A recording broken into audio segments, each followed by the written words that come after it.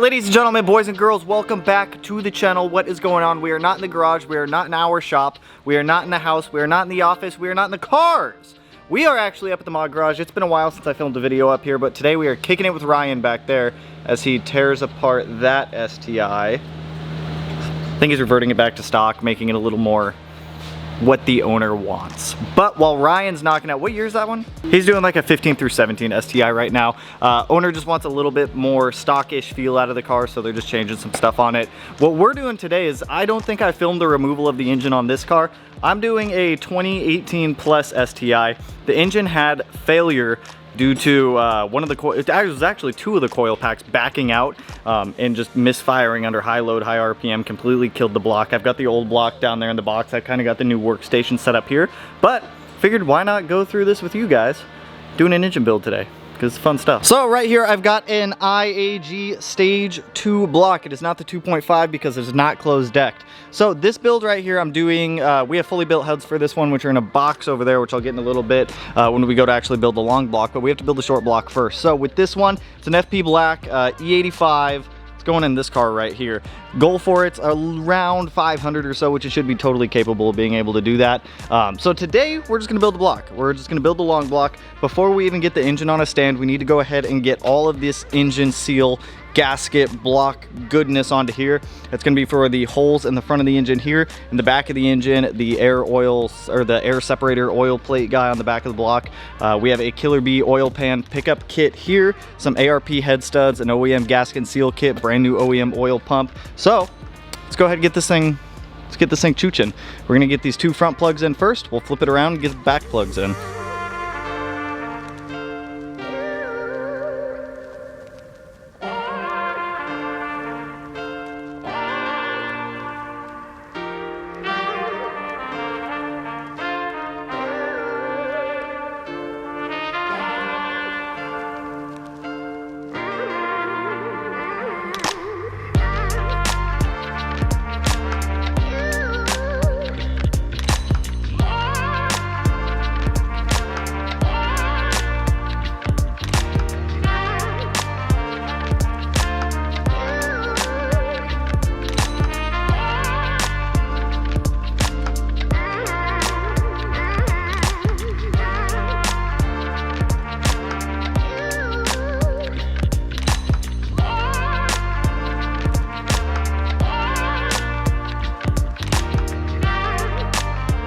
So we've got our IAG block all prepped, good to go. Rear main seals in, air oil separator cover plate guys in, rear seals in there, and then same with both of the front two plugs there. Now we're gonna get this thing up on an engine stand, flip it over, we'll get the oil pump on, the oil cooler, the oil pan, all that stuff. We'll get the short block built, and then we'll get the heads on here. So let's get this thing on a stand. Let it live its life.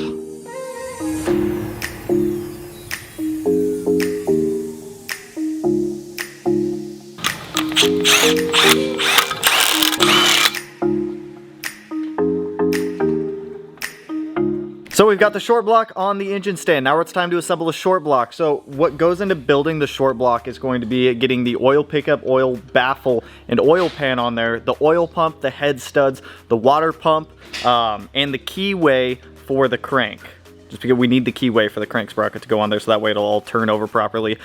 So with that, I mean, we got a whole bunch of stuff going on. So like I said, for us, we're using Killer Bee oil pan, Killer Bee windage tray, Killer Bee oil pickup. We have ARP 2000 head studs, a brand new OEM oil pump. Whenever you go to rebuild an engine or you build a brand new engine, replace the oil pump. If you had like catastrophic bearing failure in your old block, I do advise you guys swap out your old cam gears for new ones, as well as your oil cooler. I'm gonna be cleaning these ones because the owner didn't opt for that. So I mean, it's not the end of the world, it's whatever. Same with like oil control valves and things like that. It does help to swap all that out, just to make sure that you're not pushing any old contaminated oil debris that may have like bearing material through your new engine. So keep that in mind. And then the other thing that goes into building like the short block are these little dowels. These little locating dowels go on the top pins of the cylinder. I like to throw these in the freezer so that way they contract a little bit. So that way it's just a little bit easier to get them in the block because they shrink down just a hair. So before we get into this, I actually have a quick announcement for you guys, and we're gonna jump into just building this entire short block, then we can start getting our heads on. So Techron reached out, and you guys know we like Techron. Techron works with us. They're an awesome company that we've been working with for a little while now. Techron's doing a giveaway for you guys, doing a 6-pack giveaway of either their Techron high mileage fuel system cleaner or their standard complete fuel system cleaner. Typically, if you have about 70,000 miles or more, you want their high mileage stuff, even though I still consider that low mileage on a car. It's just how the product goes. Or the 6-pack of their complete fuel system cleaner. Now, if you guys don't know what that stuff does, it's awesome stuff. So typically on my E85 cars, I'll run complete fuel system cleaner through it about once every 3 or 4 cycles of switching between E85 and pump gas, just to help clean out any corrosion that might be in there, because that will help inhibit corrosion buildup in your stock fuel system if you are still running metal fuel lines. Even if you're running some AN line, it'll still help keep things cleaner. It'll help keep your injectors clean a little bit as well. And if you have an older car, the high mileage system stuff does great for help like unsticking like fuel level sensors and whatnot, just to make sure like everything is accurate in your gauges, because you don't want to be running out of fuel on the side of the freeway, because trust me, it's not a good time. I've done it before. Please make sure that your fuel system things work. So with that, if you guys are interested, or you guys do want to participate in the giveaway to get the 6-pack, and that's like a year and a half supply if you're using it as per their recommendation on their bottle. That's like a year to year and a half. Directly following this video, there's gonna be a post up on my Instagram. All you guys got to do is go jump over there, give that post a like, comment down below what car you're going to be using it in, and then go over to Techron's Instagram, give them a follow. I'll link them in the description of that Instagram post, so that way it makes it a little bit easier for you guys. You guys are automatically entered. Someone random is going to be given away. Perfect holiday season time. Why not get yourself, or why not get entered to get yourself a 6-pack of some awesome Techron fuel system cleaner? If you don't want it, you can even give it to your dad. Bet your dad will like it. It's a good gift. That's a good Christmas present for your dad right there. He's gonna be pumped.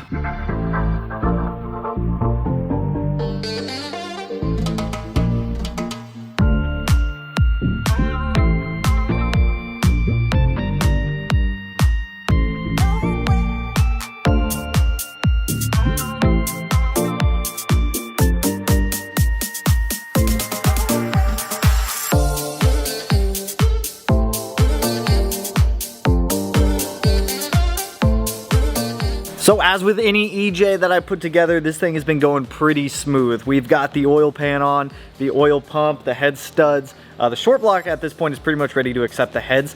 I was gonna get like everything timed today and whatnot, but there's a small issue with that.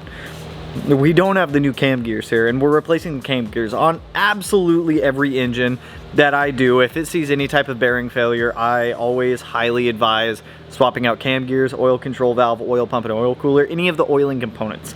If you're building a block from scratch, like, well, not from scratch, we got to build a short block instead of building the short block, but regardless, if you go to the extent of doing all of this, you might as well just take the precautions to make sure that every drop of oil going through that new engine is 100% clean, no possible chance of contamination or anything like that. So right here we've got our goods. We got our short blocks. We have our ARP 2000s in here. Whenever you go to install head studs, make sure you do clean this off with some brake clean, and then I like to lube up the coarse end of the threads with just a little bit of oil to make them like go in a little bit easier. Head studs only go on hand tight, so you don't need to like crank those suckers down or anything like that. We can go ahead and get our oil temp or our stock oil pressure sensor put in here and whatnot. I'm gonna wait to do the water pump till I have these heads bolted on there, so I can get pretty much everything done on this with the exception of getting it timed today. So let's grab one of our heads over here. We have all of our heads in this box over here from the machine shop. All the heads right here just came back. They've got BC 272 cams. I'll show you guys all this. Brand new valves, valve springs, recut valve seats. Lash has already been done by the machine shop on these, so we don't need to do them. It just makes life a lot easier. I'll probably verify 1 or 2 of them after we get everything torqued down, just to make sure that everything is still good and within spec. So let's get these heads out of this box, let's get them set up over there, and let's get this short block turned into a long block. A long block. Watch me just drop this. Better on camera. Look at that, man. I don't gotta do shit with these cams. They already pre-lubed them and everything for me too. Yeah.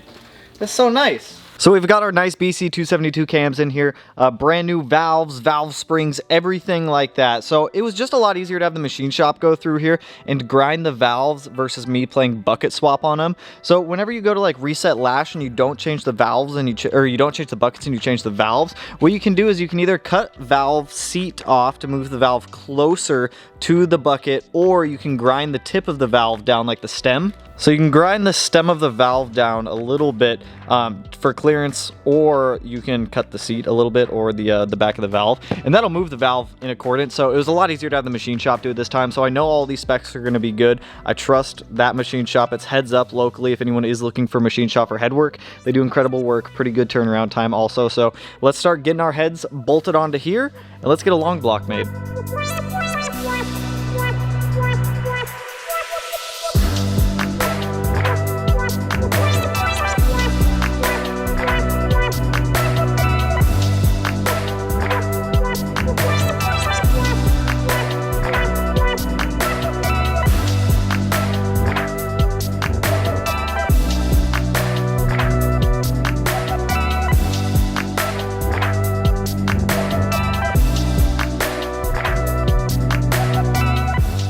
So we've got half of the block built at this point. We've got this head all sealed up, bolted down. Everything on the driver's side is done at this point. I can get the water pump, the little bracket, and the rear timing cover on at this point if I wanted to, but I'm gonna wait until I get this head on, and then we'll do all that. So what we just did on this side, we'll do on this side. We'll get the head bolted on, torqued down. We'll get the cam caps sealed up. I got the valve covers cleaned off in the parts washer over there. So we can go ahead and get these guys back on too. We're making good progress, building an engine. This thing should be ready to get dropped in the car, except for timing today since we're waiting on cam gears to come in. But aside from that, everything else will be built, good to go.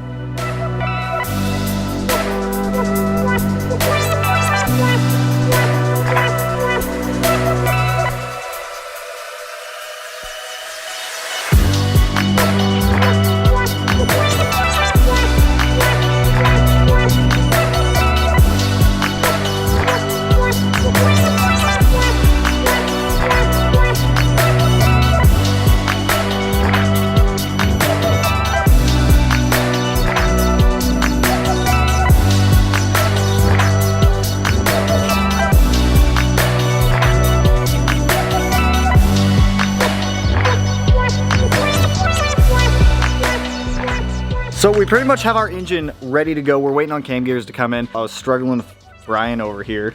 Told him to grab a 10 to tighten out the cam position sensor. Dude comes back with a 1/2 inch fucking ratchet with a big ass 10 on it trying to tighten this thing. I'm like, no! We gotta save for yourself. Jesus. And then they give him an electric fucking impact. You aren't wrong, you're wrong. Poor cam position sensor about to almost suffered a painful death. Would have pulled threads if you fucking, it's alright. We love you. I love you too. It's okay, Brian. Lots of love. Yeah. I was so quiet. You weren't quiet when the camera wasn't on. I have nothing to say, man. I see. So this engine should be pretty much ready to go. Like I said, we're waiting on cam gears to come in. Once the cam gears come in, I can get it timed, drop back in the car. And then at that point, we're waiting on an AMS manifold. Like I said, this car's getting an FP black. Any stock location turbo needs it. Like it needs an AMS manifold. If you go that big with an FP black, FP0, I swear to God, give me that. Damn it. God, fucking Bullshit. child. It's going in the starter now for the trans. Look at that, chicken in the starter. So, I think that's really all we got going on up here. It's pretty, not bad progress for starting at like 1 o'clock and what's like 6 now? 6 or so. So we have a fully assembled long block at this point ready to be dropped in the car as soon as it's time. So, let's go swim back down to the house. Got some fun news, fun spicy news for you guys. My friends, so I don't know why, but I've decided I want to build another EJ. And I don't know what I'm gonna do with it, but I'm gonna do something with it. I have essentially an entire EJ long block. Well, the bare bones of it. I've got a short block and I've got a set of heads. The heads are single AVCS. The short block, obviously we'd rebuild it. Now there's a couple things that we could do with this if I do decide to do this. A, I could build the engine. I could go find a blown up Subaru, swap my engine into it after I built it, and then send it. And if I did do that, I think I'd want to do a build that's different than what I've done in the past. Nothing big power. Nothing like crazy fast, maybe like 400, 450 wheel horsepower, but make it like the iconic Subaru style. As much as I hate top mounts, I'd probably stay top mount, do like an unequal length header setup, And you know, just do like a Subaru style Subaru build, because all the Subaru builds I haven't done aren't necessarily like traditional Subaru style. Or on the other hand, I could build this engine and then start selling Smeedia built short blocks or long blocks. The world is our oyster. So after building that one up at TMG yesterday, I was able to tactically acquire enough stuff to be able to build another Subaru engine. So I have a short block in here. I'll send that down to Outfront, I don't know, probably next week maybe, or the week after. We'll get the, I don't think I'm gonna close deck it. Maybe I will close deck it. I don't know. What do you guys want to see out of this? What do you guys want to see out of this? Do you guys want me to sell short blocks? Do you guys want me to do another EJ build, but do like a traditional Subaru style one where it is unequal length header setup, stock location turbo, top mount intercooler setup? I don't know. What do you guys want? What do you guys want to see out of this engine? We'll do whatever you guys want with it. You want me to sell engines and heads? I'll do that. You guys want me to build this and get another Subaru to have like a traditional Subaru style build? We can do that too. I don't know. I just want to build another one of these. I enjoy building these engines for some reason. They're weird. They're different. They're not hard to build. They're fun. I enjoy doing it. It's very sporadic. Very sporadic that I got all this stuff. But I'm excited to do something with it. I don't quite know what I'll do with it, but I'll do something with it. But I think that's really all I got for you guys on this one. We have a merch drop this Friday, which I'm excited for. This is one of the new tees that I'm wearing now. This thing's, they're comfy, they're cozy, they're cool. I like them. They hide stains, which is big for me because I'm a messy person out in the garage literally all the time. So keen on that. I know it'll be Friday. It'll probably be Friday at like noon for merch drop stuff. Remember, if you're a channel member, you have discount codes you can use. But I think that's all I got for you guys on this one. Just kidding, it's not. There's one more thing. So while I was actually up at the mod garage working on that engine build for that other V8 chassis STI, I'm like 99% sure I found the problem of why our electrical system's not working after I was surveying that other V8 chassis. So a quick sidetrack here. So on a stock fuse box and stock everything, there's a fuse panel here that comes out, and then there's actually a ground that goes down, and it grounds pretty much right where that grounding tab is down there under our battery relocation kit. My fuse box isn't freaking grounded. No wonder we're having issues with startup and everything. My fuse box isn't grounded. It's just fucking sending everything out into the world. So I'm like 99.99999% sure that's the problem we're having, is our fuse box isn't grounded. And because it's not grounded, it just sends power to everything as soon as it gets power. So hopefully that harness shows, it says it's supposed to show up tomorrow. We'll see what happens. Okay, now that's all I got for you guys on this one. So if you guys like the video, if you're excited about this, I don't know, if you're excited about the, you know what, just like the video if you want to like the video, and if you're not already subscribed to the channel and you want to be one of these corners, no idea which one I'll put it in quite yet, but with that I'll catch you guys in the next one. Peace out, homies.